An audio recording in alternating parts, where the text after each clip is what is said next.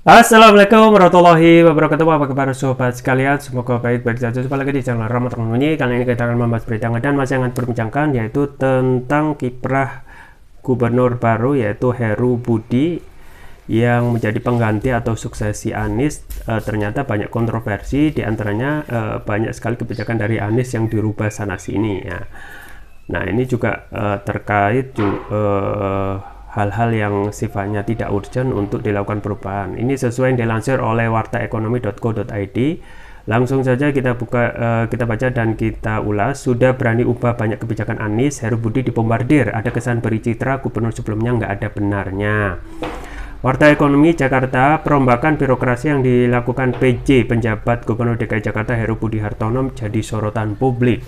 Diketahui sejak dilantik pada 17 Oktober lalu, Heru sudah mencopot Dirut MRT Jakarta, Komisaris PT LRT Jakarta, Dirut PT Jakarta Propertindo Jakpro, hingga Sekretariat Daerah Sekda DKI Jakarta Marula Matali. Jadi tiga ya, mencopot Dirut, kemudian Komisaris LRT, Dirut PT Jakpro, hingga Sekda. Jadi 4 ya. Luar biasa, baru menjabat Oktober sudah melakukan pergantian yang sifatnya ya saya rasa tidak perlu ya. Teranyar, Heru mengganti tagline Jakarta yang ada di era Anies Baswedan, yakni Jakarta Kota Kolaborasi menjadi sukses Jakarta untuk Indonesia. Di Jakartmaya, netizen terbelah menyikapi aksi Heru, ada yang membela, ada juga yang memprotes. Akun @poison_hijab membela Heru Budi. Dia bilang PJ Gubernur mempunyai tugas dan wewenang yang sama persis sebagai Gubernur hasil pilkada. Karenanya mengganti sesuatu di dalam birokrasinya adalah hal yang sudah lazim di pemerintahan. Apalagi semua sudah diatur oleh undang-undang, jadi jangan lebay, katanya.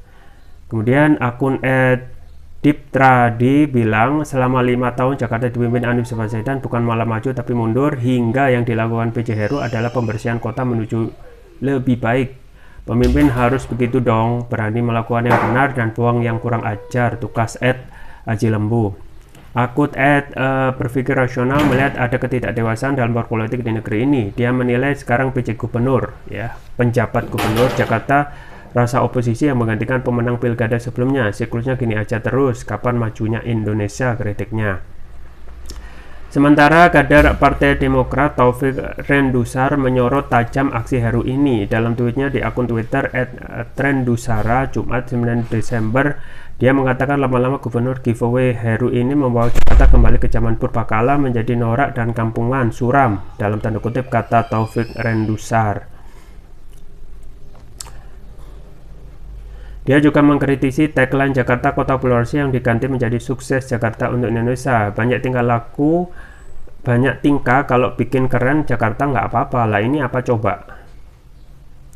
Akun @Gikin Praginanto bilang namanya orang suruhan jadi tidak perlu berpikir. Terpenting pokoknya sesuai perintah bos. Ada kesan langkah yang dilakukan Heru hanya untuk memberi citra kalau gubernur sebelumnya nggak ada benarnya, ujar Semar.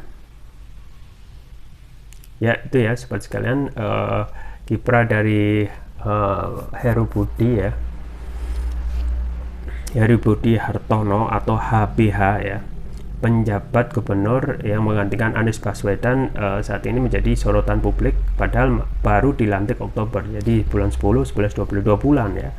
Tetapi langkah yang dilakukan serasa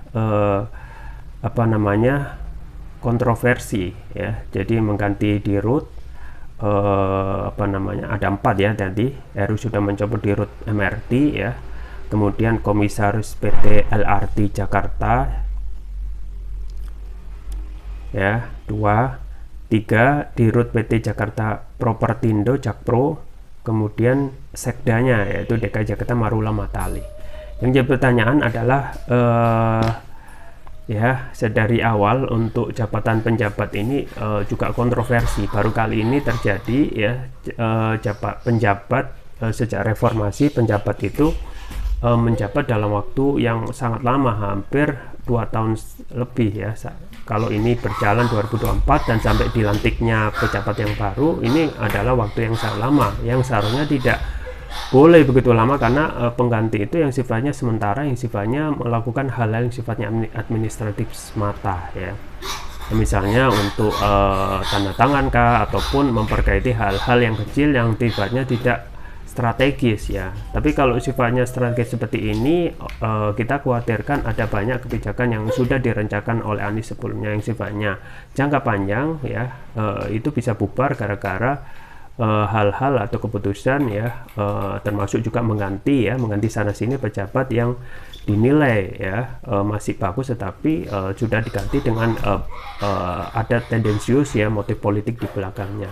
Nah, kita harus melihat bahwasanya dengan adanya penggantian beberapa pejabat teras untuk di BUMD ya, BUMD, misalnya MRT Jakarta, Dirutnya copot, kemudian komisaris copot, Dirut PT Jakpro juga dicopot sampai Sekda ya. Yang satu hal ya, kalaupun kinerja dari BUMD itu perlu dievaluasi dan perlu nggak masalah ya, tetapi sejauh ini ya tidak ada permasalahan serius yang bisa kita dapatkan misalnya dari pemberitaan media terkait kinerja dari BUMD itu sendiri ya. Kalau lah ya BUMD itu melakukan kerugian, kerugian negara, kemudian pejabat ataupun pejabat BUMD itu melakukan KKN, korupsi kolusi, baru itu harus diganti ya. Tapi selama pejabat itu tidak melakukan hal-hal yang sifatnya pelanggaran administratif dan pelanggaran hukum, ya kenapa diganti? Itu justru akan memperburuk kondisi ya yang sudah berjalan dengan normal di BUMD itu sendiri misalnya. Nah, ini juga menjadi pertanyaan ya.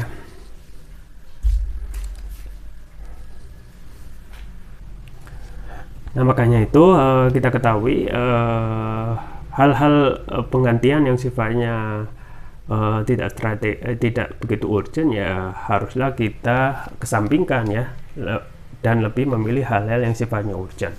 Karena kembali lagi Heru Budi Hartono atau HBH ya, ini adalah penjabat yang sifatnya mengganti sementara sampai terpilih kembali ya Gubernur DKI ya.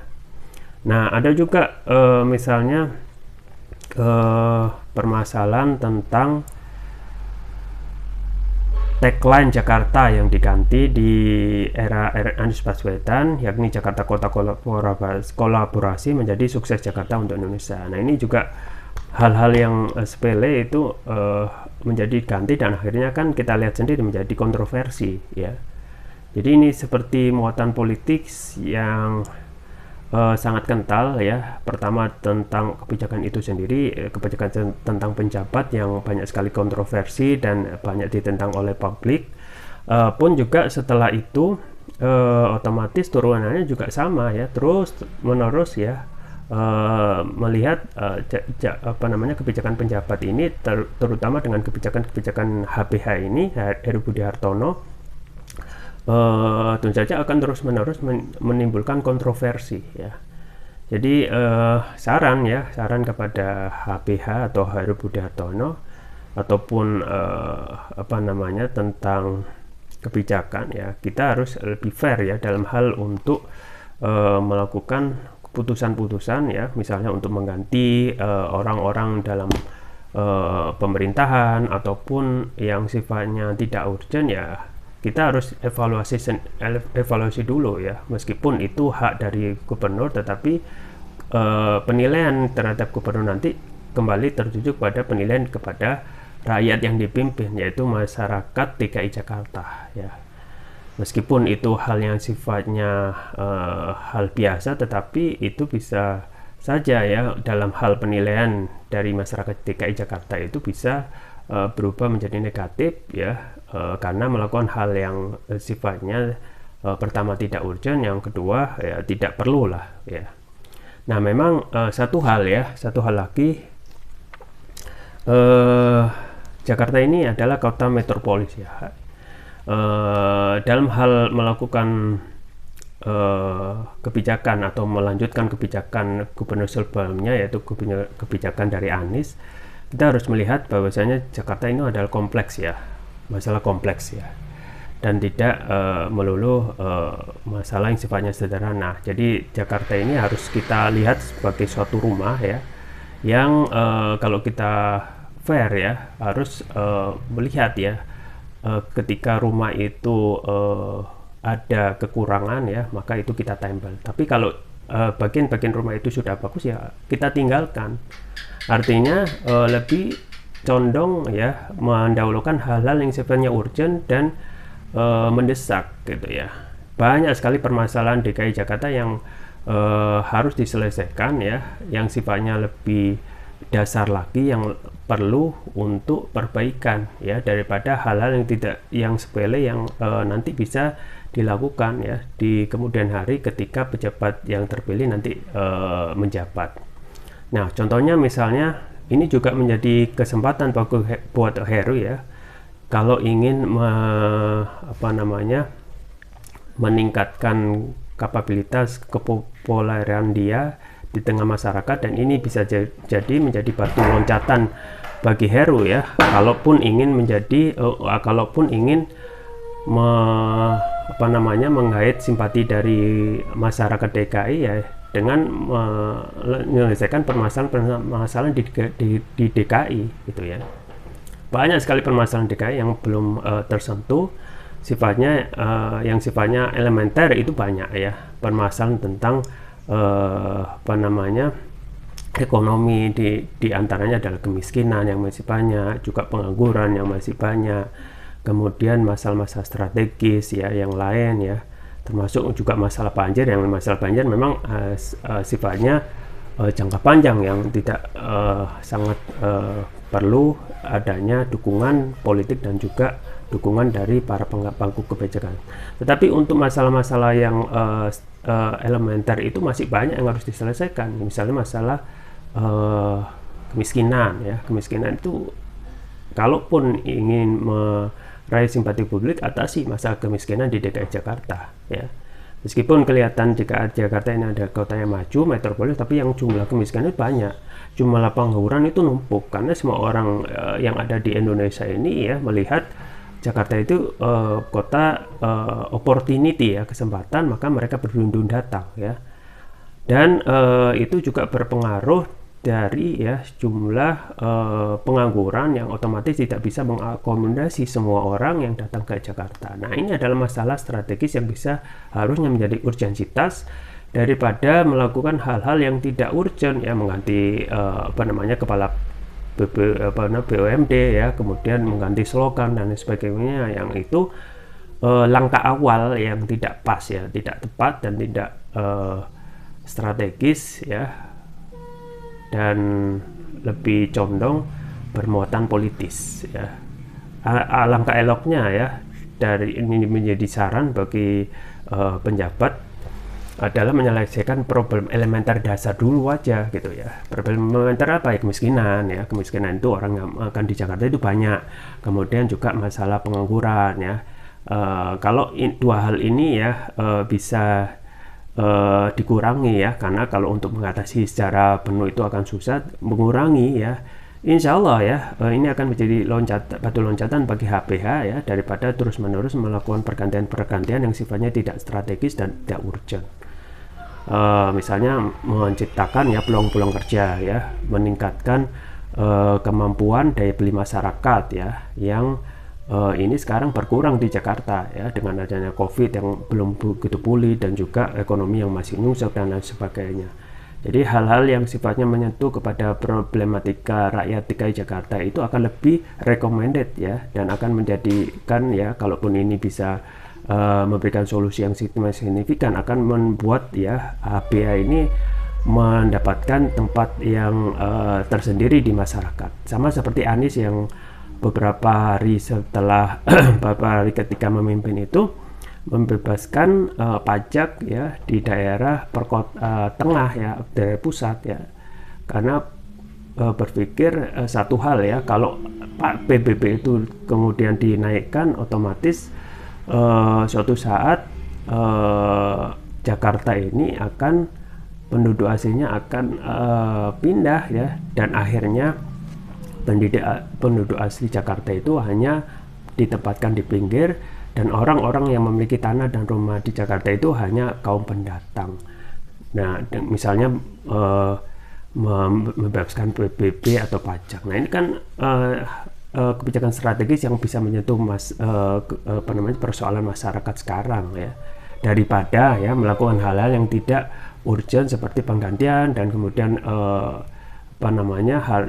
hal-hal yang tidak urgensitas lainnya ya, yang akhirnya sekarang kita lihat banyak sekali kontroversi ya, alih-alih untuk menyelesaikan ataupun memberikan efek bagi masyarakat DKI ya, dengan adanya penjabat yang baru malah menambah masalah dengan kontroversi dan lain sebagainya. Jadi itu ya sobat sekalian, semoga kedepannya ya penjabat gubernur lebih elok lagi dan lebih wise atau bijaksana dalam menentukan kebijakan untuk warga masyarakat DKI. Itu saja yang bisa saya sampaikan, semoga bermanfaat. Jangan lupa like, share, dan subscribe. Sampai jumpa lagi. Wassalamualaikum warahmatullahi wabarakatuh.